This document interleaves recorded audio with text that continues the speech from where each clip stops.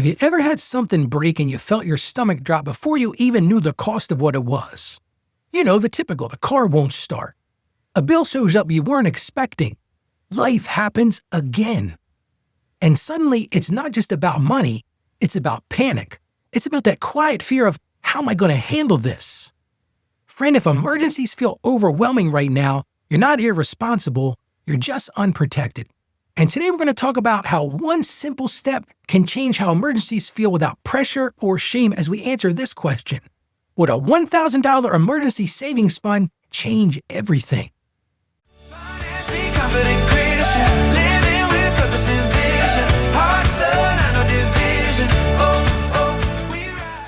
Hey friend, Ralph E. Stepp Jr. here. Welcome to the Financially Confident Christian Show, where we learn how to walk through life and money with wisdom, with peace, and with a heart anchored in God's truth. My mission is simple: to help you break the cycle of financial shame, build steady habits rooted in faith, and become the kind of believer who handles money with clarity, with confidence, and with spiritual purpose. Yesterday we talked about savings and how hard it can feel just to start. But today we're taking the next gentle step. Because before you invest, before you've got those long-term goals, there's one foundation that changes everything. And that's an emergency fund. Now, I'm not talking about a perfect one. I'm not talking about a massive one. I'm talking about just a beginning. A listener once asked me, Ralph, why does every emergency turn into more debt? And that question matters. Because it's not about discipline, it's about survival. And it carries a lot of quiet stress for so many of us. And underneath that question is this feeling: I am tired of surprises wrecking my plans. I'm tired of one bad moment undoing months of effort. And I feel like I can't get ahead because something always comes up. Friend, emergencies aren't the problem. Living without a buffer is the problem. And that doesn't make you weak, it makes you human. Here's something research consistently shows us. People with even a small emergency fund are far less likely to rely on credit cards when life throws a curveball. It's not about being wealthy. It's about having space between you and panic. Over the years, I've walked with people from every income level, and I've seen this again and again. The moment someone builds their first emergency fund, their stress doesn't magically disappear, but it sure does soften. Those decisions slow down, fear loosens its grip, and peace begins to grow. I remember someone telling me their car needed an unexpected repair.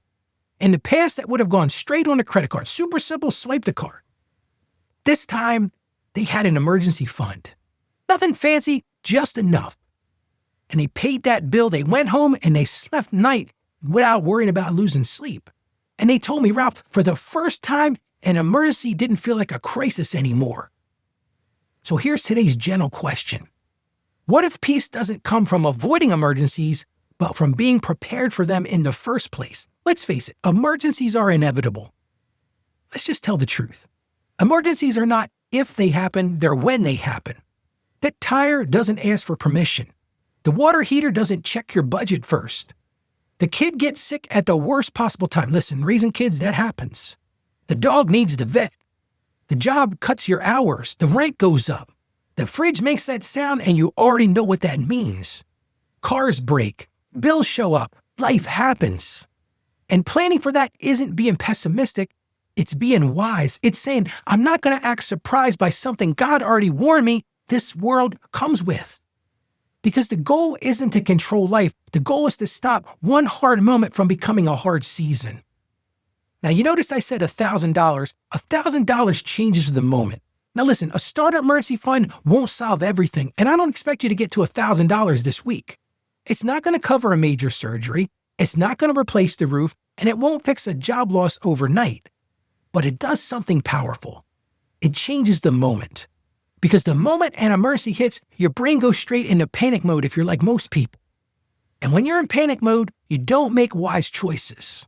Panic mode says, hey, just put it on the credit card, no big deal. Panic mode says, I'll figure it out later. Panic mode says, borrow from somebody, they can handle it. For so many of us, panic mode says, do whatever you have to do to get this solved. But when you've got even $1,000 sitting there, you can breathe before you decide. You can say things like, okay, we're not spiraling out of control today. We're handling this. We've got something. That little cushion turns a crisis into a problem, and guess what? Problems are solvable. And it breaks the debt cycle. Let me explain why this matters so much. Most people don't stay in debt because they're reckless. They stay in debt because life keeps interrupting their plans. They make progress. They pay extra. They feel hopeful. And then boom, a repair, a medical bill, a travel expense, a surprise fee. Oh, you have 24 hours to fix this situation. And the credit card again becomes the rescuer. Not because you wanted to, because you don't have another place for the emergency to land. So you swipe, and now you're right back where you started. But when emergencies have a place to land, credit cards lose their power. You stop saying, I guess I have no choice, and you start saying, wait a minute, I got a plan here. That alone creates breathing room. And friend, breathing room is where momentum lives. And it grows over time. Now here's the best part that keeps people from starting. They think, well, I can't build 3 to 6 months of expenses right now. Why should I even try? It annoys me when financial gurus tell people, you've got to have an emergency fund of 3 to 6 months. That's not what I'm saying at all. Because if you think that, you're skipping steps. Today is not about perfection. Today is about existence. Today it just needs to be real. A real account with real dollars and a real boundary. And it can start small. Hey, $25 a week, $50 a paycheck, those roundups I talk about. Maybe you go get a side gig and put some money on deposit, or even listen to this one. A 1 no a week becomes a yes to peace. And then later, when the debt shrinks, when your income grows, when you've built the habit, that starter fund becomes 3 months, maybe even 6 months. But you don't get to later without starting now. Because peace grows step by step, not in one giant leap, not in one perfect month, step by step, little by little. And over time, you look back and realize, I'm not living in financial fear anymore. Let's look at Proverbs chapter 21, verse 20. It says, the wise store up choice food and olive oil, but fools gulp theirs down. That one stings a bit. But this verse isn't about fear, it's about wisdom. See, God honors preparation that flows from trust, not from anxiety. Let's pray together. Lord, thank you for wisdom that prepares us instead of panicking us. Help us to store it with discipline, not pressure. Give us courage to begin and peace in knowing that you are our provider. And we ask this in Jesus' name. Amen. Here's today's step. I want you to open a savings account, label an emergency fund, and decide that it's only for emergencies. No perfection required, just a clear start. Just drawing a line in the sand, I'm going to do this today. Friend, many people tell me this show feels safe. Like a place where money struggles don't come with judgment, where progress matters more than perfection. If that's what you need right now, you're in the right place. And if you want to go even deeper, not with pressure but with support, come join our community. Go to financiallyconfidentchristian.com/join. Again, that's financiallyconfidentchristian.com/join. That's where you'll find extra encouragement, some practical next steps, and people who get it because they're walking this road with you too. Let me leave you with this. Preparation is wisdom, not fear. Small beginnings still matter, and peace is built one faithful step at a time. So today, choose to be a financially confident Christian. You can do this. Stay financially savvy. God bless you, and you have a great day today.